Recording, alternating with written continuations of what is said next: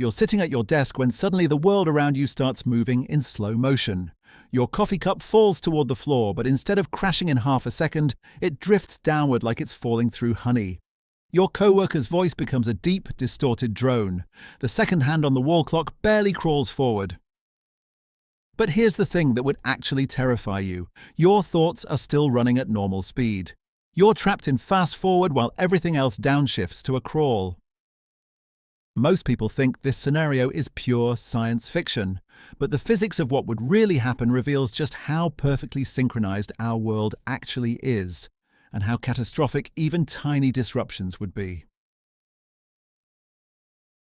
Before we explore this nightmare scenario, we need to understand what time actually is. And I'm not talking philosophy here, I mean mechanically. What is time in the physical world? Time is how we measure the rate at which things change. When we say time passes, we're really saying things are changing. Atoms vibrate, chemical reactions proceed, your heart beats, your neurons fire, light travels. Every single process in the universe happens at a specific rate, and we use time to measure those rates. Think of it like this. Imagine you're watching a massive, incredibly complex machine with billions of moving parts. Some parts spin fast, some slow, some oscillate back and forth. Time is just our way of describing how fast all these parts are moving relative to each other. Your heartbeat might happen roughly once per second, while an atom vibrates quadrillions of times per second, while a tree grows imperceptibly slowly over years. Einstein showed us that time isn't actually constant everywhere. Time can run faster or slower, depending on how fast you're moving or how strong the gravity is around you. This isn't some abstract theory, it's measurable with atomic clocks and affects GPS satellites every day. This brings us to a crucial distinction. There's a difference between time itself changing speed and your perception of time changing. When you're having fun, time seems to fly by. When you're bored, minutes feel like hours, but that's just your brain playing tricks on you. The actual physical processes around you are still happening at exactly the same rate. So when we ask what would happen if time suddenly sped up around you, we need to be very specific about what we mean. Are we talking about all physical processes speeding up while your perception stays normal? Or are we talking about your perception speeding up while physics stays the same? These lead to completely different scenarios. Let's start with the most mind-bending scenario. Imagine that every single physical process in the world around you suddenly starts running twice as fast, but your brain somehow keeps running at normal speed. What I mean by all processes speed up, chemical reactions happen twice as fast, molecules vibrate twice as quickly, people's vocal cords oscillate at double frequency, electrical signals zip through circuits at double speed. Everything in the external world accelerates, but your internal biology stays locked at normal speed. Picture this, you're sitting in a coffee shop when it happens. The barista who was slowly grinding coffee beans is suddenly moving like she's been fast-forwarded. The steam rising from your cup accelerates into rapid wisps. Conversations around you become high-pitched chatter as people's vocal cords vibrate twice as fast. The music playing overhead sounds like it's been sped up on a turntable. But the real nightmare starts with the physics. That air you're breathing? If all the molecules are moving twice as fast, the air temperature would skyrocket. In physics, temperature is literally just a measure of how fast molecules are jiggling around.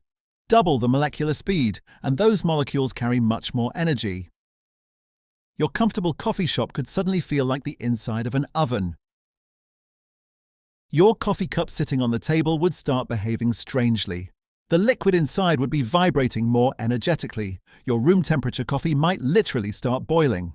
The ceramic of the cup itself would be experiencing faster molecular motion, potentially making it expand or even crack from thermal stress.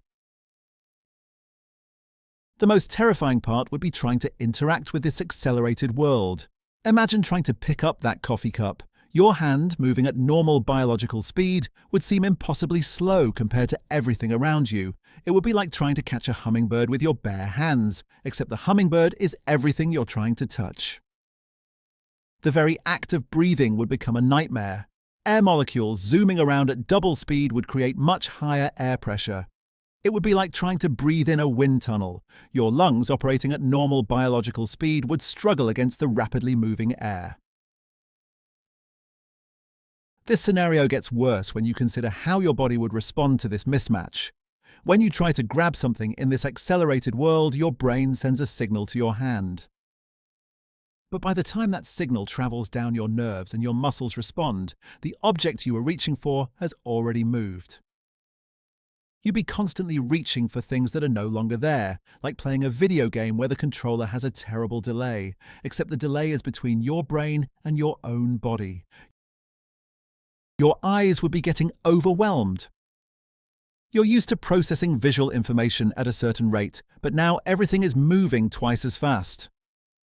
It would be like watching a movie that keeps skipping frames. Your brain would struggle to make sense of the rapid-fire visual input.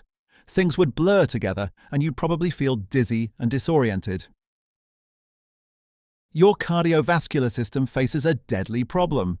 Your heart is pumping blood at a rate designed for a normal speed world, trying to deliver oxygen to tissues that are now interacting with superheated, rapidly moving air. Your blood can't carry away heat fast enough, and your organs can't get the oxygen they need from the turbulent, high-pressure air. You'd essentially be cooking from the inside out while suffocating. There's another version of this nightmare worth considering. What if instead of the world speeding up around you, your perception of time suddenly accelerated while everything else stayed normal? In this scenario, your brain would be processing information much faster than usual. A single second of real time might feel like 10 seconds to you. You'd watch people move in what seems like slow motion, but this time it's because your thoughts are racing, not because they're moving slowly. This might sound preferable, but it creates its own horror. Imagine being trapped in your own accelerated consciousness, watching the world crawl by at an agonizing pace. A simple conversation would become torture.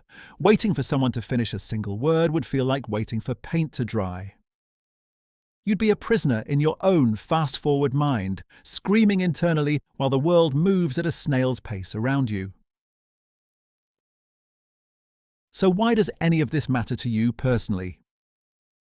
Because understanding the relationship between time, perception, and physical processes reveals something profound about the nature of reality and consciousness. This shows you just how precisely calibrated your existence really is. Right now, as you listen to this, thousands of processes in your body are synchronized to an incredible degree. Your heart, your breathing, your reflexes, your brain processing, they're all perfectly timed to work together and interact with the world around you. These aren't arbitrary speeds, they're the result of millions of years of evolution, fine-tuning your biology to operate in perfect harmony with the physical world. When you understand how catastrophic even small changes in time's flow would be, you gain a new appreciation for the remarkable stability of the universe. The fact that atomic clocks around the world stay synchronized isn't just a neat technical achievement. It's evidence that the fundamental structure of reality is extraordinarily consistent. This also explains why your subjective experience of time can vary so dramatically, even though physical time stays constant. When you're bored, your brain isn't getting much new information to process, so you become acutely aware of time passing. When you're engaged in something complex and interesting, your brain is too busy processing information to monitor time carefully. The physics hasn't changed, but your attention has. Understanding this can actually help you in daily life. If you want time to feel like it's passing more slowly, if you want to savor experiences more, the key is to expose yourself to novel, complex situations that demand your brain's full attention. Travel to new places, learn new skills, engage deeply with people and ideas. Your brain will be too busy processing all this new information to notice time flying by, and later, when you look back, you'll have rich, detailed memories that make that time feel substantial and meaningful. On the flip side, if you're stuck in a situation where time feels like it's crawling, waiting in line, sitting in a boring meeting, dealing with pain or anxiety, now you understand what's happening. Your brain has excess processing capacity and is using it to monitor time's passage. Giving your mind something else to focus on can help time feel like it's moving faster. The next time you glance at a clock and think, "Wow, time really flew by," or "That felt like forever," remember what you've learned today. Time itself didn't actually speed up or slow down. The fundamental processes of the universe kept ticking along at exactly the same rate. What changed was how your brain allocated its attention and processing power. The scenario of time suddenly speeding up around you reveals something beautiful about the world we actually live in.